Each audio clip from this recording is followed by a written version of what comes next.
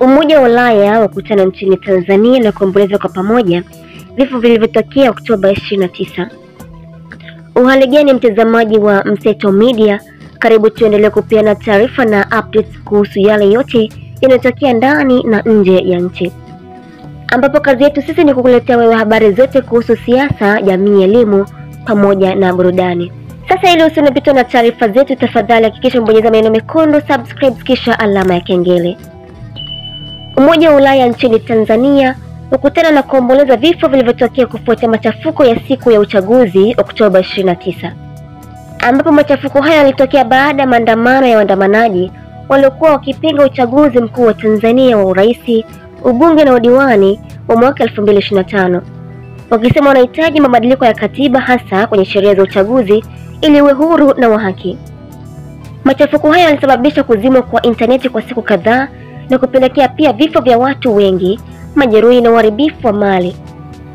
Pamoja na haya yote lakini baadaye tume ya uchaguzi ilimtangaza Rais Samia kuwa kashinda kwa kishindo kwa zaidi ya 98%.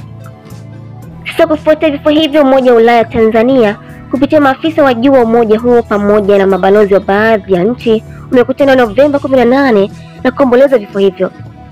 Umoja wa Ulaya Tanzania umetoa taarifa kwa umma kufuatia tukio hilo na kusema kwamba wao kwa kushirikiana na ubalozi wa Ujerumani, ubalozi wa ufalme wa Uholanzi, wajumbe wa Umoja wa Ulaya nchini Tanzania na ubalozi wa Uingereza walikutana na kusimama kwa heshima kwa ajili ya kuomboleza familia zote za Kitanzania na wote waliopoteza wapendwa wao katika kipindi hiki kigumu, huku wakisema wanaungana na Watanzania katika majonzi hayo.